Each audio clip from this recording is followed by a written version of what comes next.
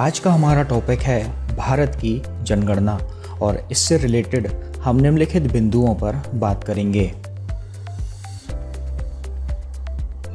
तो चलिए स्टार्ट करते हैं पहले पॉइंट के साथ। भारत की जनगणना क्या होती है? किसी भी देश के विकास एवं उसके भविष्य की नीतियों के निर्धारण के लिए देश के नागरिकों की सही संख्या का पता होना बहुत ज़रूरी होता है। नागरिकों की आर्थिक और सामाजिक स्थिति के प्रमाणिक आंकड़े सरकार की मदद करते हैं। भारत में प्रत्येक 10 साल पर जनगणना की जाती है। केंद्रीय मंत्रिमंडल ने 24 दिसंबर 2019 को भारत की जनगणना 2021 की प्रक्रिया शुरू करने एवं राष्ट्रीय जनसंख्या रजिस्टर यानी नेशनल पॉपुलेशन रजिस्टर NPR को अपडेट करने की मंजूरी दे दी थी। पेन और पेपर से शुरू हुई यह प्रक्रिया वर्तमान में पूरी तरह से डिजिटल हो चुकी है। इस प्रक्रिया में देश के विभिन्न राज्यों के अलग अलग विभागों के 30 लाख कर्मचारी भाग लेंगे, जबकि NPR के लिए 3,941 करोड़ 35 लाख रुपए का खर्च आएगा। ज्ञातव्य है कि वर्ष 2011 की जनगणना में देश भर में लगभग 27 लाख कर्मचारियों ने अपना योगदान दिया था। चलिए अब बात करते हैं 16वीं जनगणना के बारे में। जनगणना देश में नागरिकों के लिए योजना बनाने हेतु आधार प्रदान करती है। वर्ष 2021 की जनगणना देश की 16वीं और स्वतंत्र भारत की 8वीं जनगणना होगी। भारत की जनगणना प्रक्रिया विश्व में अपनी तरह की सबसे बड़ी परियोजना है। जनगणना 2021 का विषय जन भागीदारी से जन कल्याण है। इसके साथ ही असम को छोड़कर देश के अन्य सभी राज्यों में राष्ट्रीय जनसंख्या रजिस्टर को अपडेट करने का काम भी किया जाएगा। 16वीं जनगणना में प्रत्येक परिवार से 31 प्रश्नों के आधार पर नागरिकों की आर्थिक और सामाजिक स्थिति से संबंधित आंकड़ों का पता लगाया जाएगा। चलिए अब बात करते हैं जनगणना 2021 की कुछ विशेषताओं के बारे में।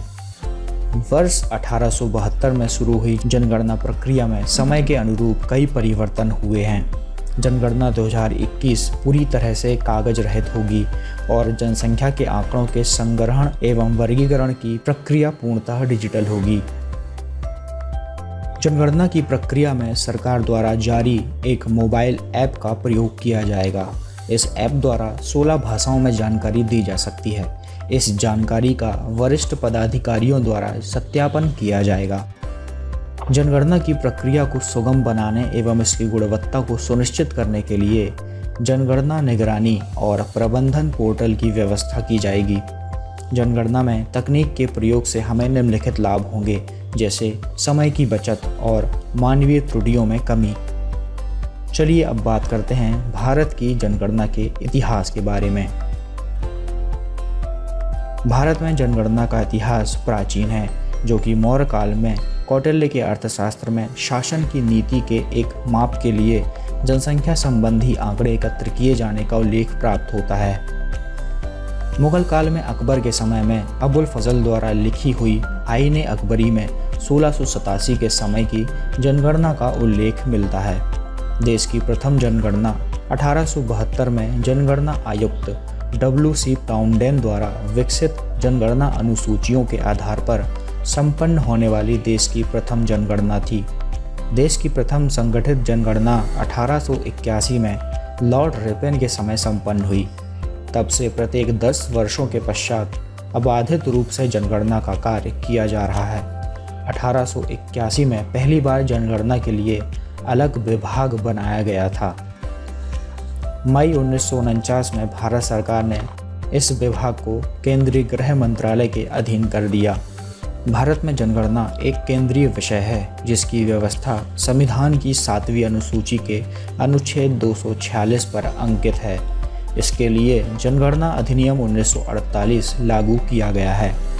वर्ष 1872 की जनगणना सहित अब तक 15 जनगणनाएं संपन्न हो चुकी हैं।